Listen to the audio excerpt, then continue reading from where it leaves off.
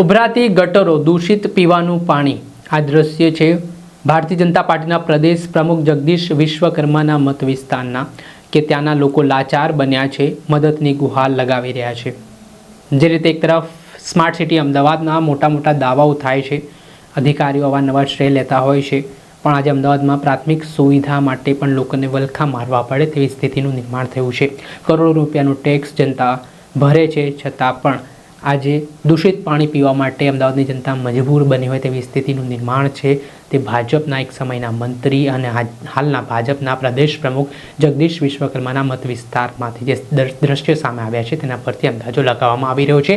આ મામલે આમ આદમી પાર્ટીના મુખ્ય પ્રવક્તા ડૉક્ટર કરણ બારોટ લોકો વચ્ચે પહોંચ્યા પછી તેમણે શું કર્યું, વિગતે વાત કરીએ. વૈષ્ણવજન તો તેને કહીએ જે પીડ પરાઈ જાનાને રે. નમસ્કાર દર્શક મિત્રો, નવજીવન ન્યૂઝમાં આપનું સ્વાગત છે. હું છું ફૈઝાન. આમ તો અમદાવાદને સ્માર્ટ સિટીનું બિરુદ આપવામાં આવ્યું છે. થોડાક દિવસ પહેલાં 1800 કરોડના મસ્ત મોટા બજેટની જાહેરાત થઈ, પણ અમદાવાદના કેટલાક વિસ્તારો એવા છે કે જ્યાં હજી પ્રાથમિક સુવિધા માટે લોકોને વલખા મારવા પડી રહ્યા છે. રોડ રસ્તા હોય કે પીવાનું શુદ્ધ પાણી હોય કે પછી ગટરની સમસ્યા હોય, તેની સામે પીડાવું પડી રહ્યું છે.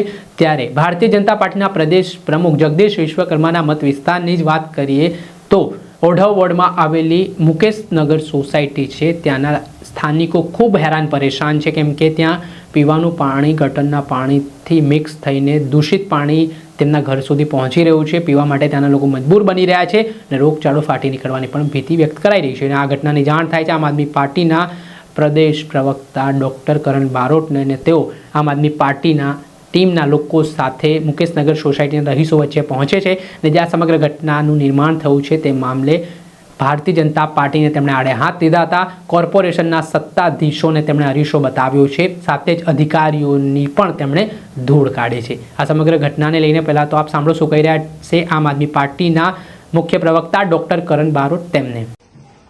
આજે અમે નિકોલ વિધાનસભાના ઓઢવ વોર્ડની મુકેશનગર સોસાયટીમાં આજે અમે આવ્યા છીએ. અહીંયા કાલે આમ આદમી પાર્ટીની ઓઢવની ટીમ ભાઈ શ્રી જયમીનભાઈ, કિશોરભાઈ સહિત સમગ્ર આમ આદમી પાર્ટીની ટીમ આ વિસ્તારની મુલાકાતે રાત્રે આવેલી.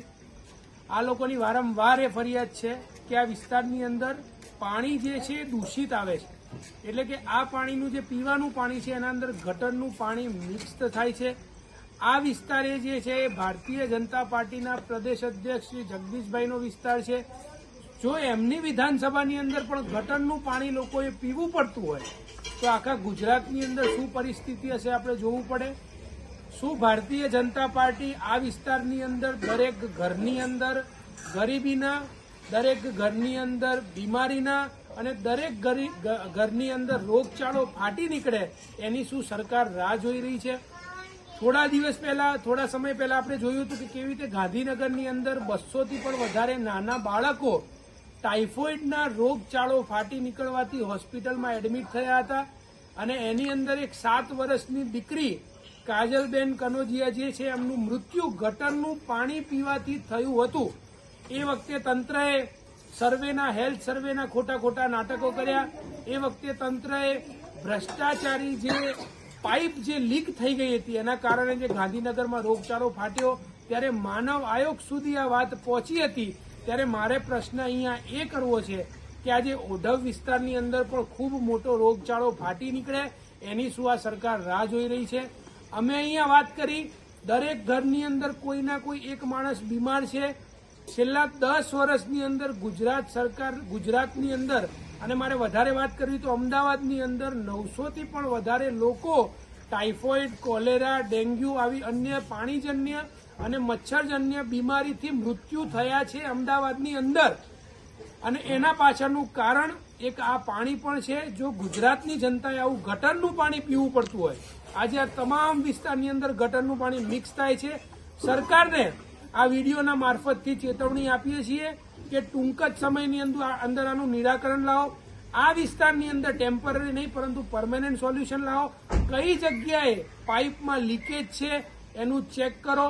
આ વિસ્તારની અંદર હેલ્થ સર્વે કરો, કયા ઘરની અંદર કોણ બીમાર છે, શું આ બીમારી વધારે આગળ વધી શકે એવી છે કે નહીં, અને તાત્કાલિક ધોરણે જ્યાં સુધી આનું સોલ્યુશન ના આવે, જેવી રીતે ભારતીય જનતા પાર્ટીના ભ્રષ્ટ અધિકારીઓ અને નેતાઓ બિસ્લેરીનું પાણી પીવે છે, એવી જ રીતે અહીંના લોકોને પણ ચોખ્ખું પીવાનું પાણી મળે એવી વ્યવસ્થા કરાવવાની જવાબદારી આ સરકારની છે.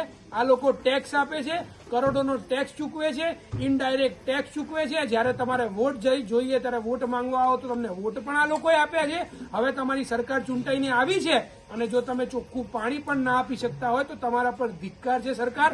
આ વસ્તુનું સોલ્યુશન 2 દિવસની અંદર કાં તો 1 દિવસની મિનિમમ 1 દિવસની અંદર અમને આનું સોલ્યુશન, આ લોકોનો એક્શન પ્લાન, આની એકાઉન્ટેબિલિટી, આની રિસ્પોન્સિબિલિટી અમને જોવા મળવી જોઈએ. જો ના મળી તો કાલે સવારે સરકાર તૈયાર રહે. આ પાણી મેયરે પણ પીવું પડશે, આ પાણી અહીંના ધારાસભ્યને પણ પીવું પડશે. કેવી રીતે એમના કમિશનર સુધી આ પાણી પહોંચે એવી તમામ વ્યવસ્થાઓ અમારા દ્વારા કરવામાં આવશે અને અહીંના તમામ લોકો અમારી સાથે આવશે. એની જવાબદારી અને જે પણ આગળ થાય એની જવાબદારી સરકારે લેવી પડશે. જય જય ગરવી ગુજરાત. કેટલા વખત અત્યારે તેટલો 7 વર્ષ એક જણ બોલો અમે 1 લાખ રૂપિયાની જોઈ અમારે દવા કરાવવી પડે છે. આ પાણી પીએ છે તો અમારે શું કે ભાઈ આ પાણી બતાવો. આ પાણી જો આવું ગંદુ, મારી છોકરીઓને આ કેટલા પાણી વર્ષ જો, દવા ચાલે છે. આ પાણીની અંદર કચરો જુઓ, આ પાણીનો કલર જુઓ, મ્યુનિસિપાલિટી વાળાને કહીએ છીએ ને કે આ ખાલી આ ખોટા બોટલમાં- પાણી જતા રહે છે. આ બોટલમાં આ પાણી જુઓ, જતા રહે છે. આ પાણી આ લોકો પીવે છે, આ પાણીથી આ લોકો નાય છે અને મહિનાઓથી આ તકલીફ છે. પેટમાં વારંવાર વર્ષોથી છે, વર્ષોથી. આ પાણીની વ્યવસ્થા કરાવો. આ લોકો કરતા નથી. આઈ 7 કઈ વર્ષથી જતા આ રહે પાણી છે. પીએ છીએ અમે, બરાબર? કઈ જતા રહેશે, કોઈ અમારું બરાબર? સાંભળતું નથી. જ્યારે કશું કામ અહીંયા વોટ કરતા લેવા આવે નથી, ને કામગીરી. ત્યારે આ ગટરના ઢાંકણા બી 7 વર્ષે માં નખાયા છે. એ બી એમ કહે છે કે થઈ જશે, અત્યારે કઈ બોલશો નહીં, મારું થઈ એવું જશે, કેવું છે બરાબર? બેન કે આ વોટ માંગવા આવે છે ત્યારે તો આપે છે, કામ અરે કરો, બહાર એક એમના બોર્ડ મરાઈ દો. દિલાસો આપે છે કે ભાજપ તમે વાળાને કરો. પ્રવેશવું નહીં. ભાજપ વાળાને પ્રવેશવું ઘૂસવું નહીં. અને બીજું ભાજપના નેતાઓ અહીંયાથી 500 મીટર જ નજીકમાં રહે છે. 100 મીટર 100 મીટર નજીક ભાજપના નેતાઓ રહે છે, પણ દેખાતા નથી. 100 મીટર જ રહે છે ખાલી અહીંયા આગળ. શું એમને આ પરિસ્થિતિ નહીં દેખાતી હોય? શું એમને આ ખબર નહીં વોટ પડતી આપવાનો હોય? પણ ભાજપને નહીં આપવાનો, એ ધ્યાનમાં રાખવાનું.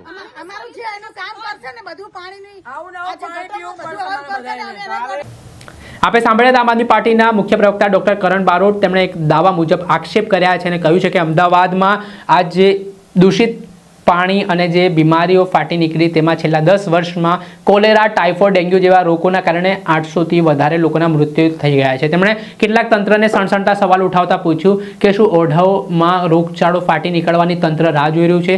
શું લોકોના ઠેર ઠેર ઘરે ખાટલા આવે તે માટેની બાબતને લઈને તંત્રની ઈચ્છા શક્તિ જોવા મળી રહી છે? તેને લઈને પણ તેમણે સવાલો ઉઠાવવાની શરૂઆત કરી છે.